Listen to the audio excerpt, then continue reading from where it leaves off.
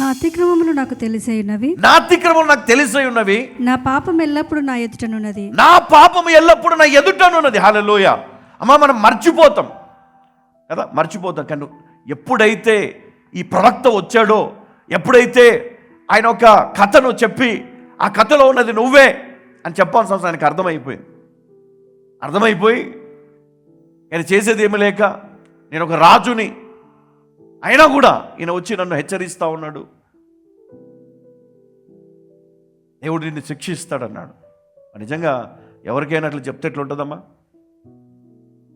నేను తీసుకెళ్ళి చంపేయండి అంటాడు, అబద్ధ ప్రవక్త అంటాం మనం. కానీ ఆయనలో భయం పుట్టింది, ఎందుకంటే నేను చేసిన తప్పు ఆయనకు తెలుసు కదా. ఆయనలో భయం పుట్టింది, భయం కలిగింది. మన లోపల కూడా భయం రావాలా, మన లోపల కూడా ఆ యొక్క ఆలోచన రావాలి, ఆ విశ్వాసం మనం కలిగి ఉండాలి. మనం ఆశీర్వదించబడాలని కోరుకుంటాం కదా, మనం దీవించబడాలని కోరుకుంటాం. దేవుడు దీవిస్తే ఎవరు ఆపలేరు. దేవుడు నిన్ను బ్లెస్ చేయాలనుకుంటే ఎవడు ఆపలేడండి ఈ లోకంలో. దేవుడు నీ పాపాన్ని క్షమించి నిన్ను ఆశీర్వదిస్తే నీ పరిస్థితి ఎట్లా ఉంటుంది తెలుసా? నువ్వు ఊహించలేవు, నువ్వు అంచనా కూడా వేయలేవు. నిజంగా మీరు మనసు మీద, మీ హృదయం మీద చేతులు వేసుకొని చెప్పండి, నువ్వు దేవునికి హృదయానుసారంగా ఉన్నావా? నువ్వు కళ్ళు మూసుకొని ప్రార్థించి దేవుడు వింటున్నాడు అని నువ్వు చెప్పగలవా? నీ దోషములు, నీ పాపములు, అతిక్రమం అడ్డురాట్లేదా? అన్నీ వస్తాయి, ప్రతిదీ వస్తుంది మన ముందు. మనం అన్నీ అడ్డున్నప్పుడు దేవుడు వింటూ ఉంటాడు. కానీ దేవుడు కోరుకుంటాడు ఏం తెలుసా?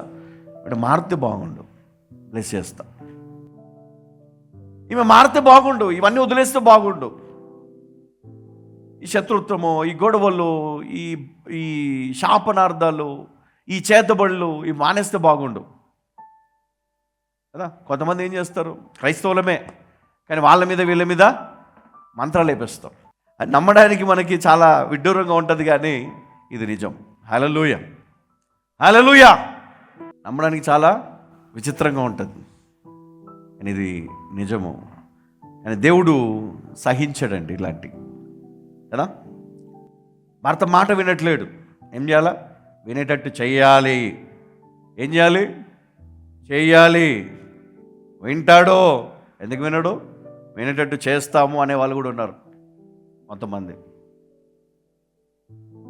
వినేటట్టు చేస్తారు కూడా చాలామంది.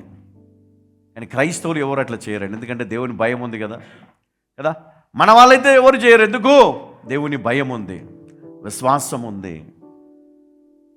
మరి దావీదుకి సంగతి తెలుసు, ఖచ్చితంగా దేవుడు ఎక్కడో కదా నన్ను పట్టుకుంటాడు, ఖచ్చితంగా దేవుడు నన్ను తొక్కేస్తాడు. కాబట్టి నా తప్పు నేను తెలుసుకున్నానయ్యా, నా అతిక్రమములు నాకు తెలిసే ఉన్నవి, నా పాపం ఎల్లప్పుడు నా ఎదుటనున్నది, కేవలము నీకే విరోధముగా నేను పాపము చేసి ఉన్నాను, నీ దృష్టి ఎదుట నేను చెడుతనము చేసి ఉన్నాను. చదవమ్మా 4. కావున ఆజ్ఞ ఇచ్చినప్పుడు నీవు నీతిమంతుడవుగా ఆగపడదువు, తీర్పు తీర్చున్నప్పుడు నిర్మలుడవుగా ఆగుపడదువు. నేను పాపములో పుట్టినవాడను, పాపములోనే నా తల్లి నన్ను గర్భమును ధరించెను. నీవు అంతరంగములో సత్యము కోరుచున్నావు, ఆంతర్యమున నాకు జ్ఞానము తెలియజేయుదువు. నేను పవిత్రుడనగునట్లు హిసోపుతో నా పాపము పరిహరింపుము, హిమము కంటెను నేను తెల్లగా నుండునట్లు నీవు నన్ను కడుగుము. ఉత్సాహ సంతోషములు నాకు వినిపింపుము, అప్పుడు నీవు విరిచిన ఎముకలు హర్షించును. నా పాపములకు విముఖుడవు కమ్ము, నా దోషములన్నిటినీ తుడిచివేయుము. ఏమన్నామో ఇక్కడ, నేను పవిత్రునగునట్లు హిసోపుతో నా పాపము పరిహరింపుము, హిమము కంటెను నేను తెల్లగా నుండునట్లు నీవు నన్ను కడుగుము. అంటే ఈయన అన్ని కోల్పోతా ఉన్నాడు, సంతోషం లేదు, సమాధానం లేదు, నెమ్మది లేదు. ఈరోజు మన జీవితం కూడా అట్లనే ఉంది, సంతోషం లేదు, నెమ్మది లేదు. ఏది చేసినా ఏదో లోటు కదా, ఏదో లోటు. ఈ లోటు ఎప్పుడు వస్తుంది తెలుసా? ఈ వెలితి ఎప్పుడు కనబడుతుంది తెలుసా? మన దోషములు అది మనకంటే గొప్పగా అయినప్పుడు, అప్పుడు ఇవన్నీ కూడా మన కళ్ళ ఎదుటి కనబడతా ఉంటాయి. నెమ్మది ఉండదు, నిద్ర పట్టదు, ఆకలేదు లేదా బలహీనత, లేమి, ఇవన్నీ కూడా మన లైఫ్లో ఉంటాయి. అయితే దేవుడు వీటన్నిటి నుంచి బయటికి తీసుకొని రాగలడా? తీసుకొని రాగలడు.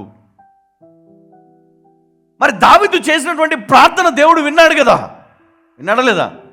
విన్నాడు. దేవుడు తప్పించాడా లేదా? తప్పించాడు. మరి నీవు ప్రార్థన చేస్తే వినడా దేవుడు? అమ్మా, నువ్వు ప్రార్థన చేస్తే దేవుడు వినడా? పక్కన వాళ్ళు అడగండి, నువ్వు ప్రార్థన చేస్తే దేవుడు వినడా? నువ్వు మొరపెడితే దేవుడు క్షమించడా? నువ్వు కన్నీళ్ళు విడుస్తూ ప్రార్థన చేస్తే దేవుడు నిన్ను కనికరించడా? కదా, గర్భఫలం ఇస్తాడు, వివాహం జరుగుతుంది, ఉద్యోగం వస్తుంది, నీ ఆస్తి నీకు వస్తుంది, నీ సమస్య నుంచి నువ్వు బయటికి వస్తావు. నువ్వు బంధకాల్లో ఉన్నావు. ఇప్పుడు ఆ సంఖ్యలన్నీ తెగిపోవాలంటే ఒకటే మార్గం, దేవుని ఎదుట నిన్ను నీవు తగ్గించుకొని కన్నీళ్లు విడుస్తూ ప్రార్థన చేస్తూ దేవుణ్ణి ఆరాధించువారు, నిజంగా నేను చెప్తున్నా, వారి జీవితం అద్భుతంగా దేవుడు మార్చబోతున్నాడు. హల్లెలూయా. అద్భుతంగా దేవుడు వారిని మార్చబోతా ఉన్నాడు. వారి కుటుంబాన్ని దేవుడు దీవించబోతా ఉన్నాడు. వారి పిల్లలను దేవుడు ఆశీర్వదించబోతా ఉన్నాడు. ఈ రోజు నువ్వు అనుభవిస్తున్న రోగములో ఏ రోగము నీ పిల్లలకు రాకుండా దేవుడు కాపాడగలడు. హల్లెలూయా. దేవుడు కాపాడగలడు. ఎస్, దేవుడు కాపాడగలడు. దేవుడు తప్పించగలడు.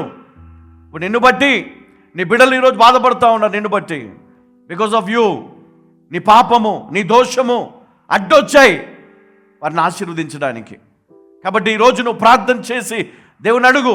ఈ ఒక్కరోజు మాత్రమే కాదు, ప్రతిరోజు దేవుని సన్నిధిలో మొరపెట్టు. ప్రతిరోజు దేవుని అడుగు. దేవుడు నీ పాపాన్ని క్షమిస్తాడు. హల్లెలూయా.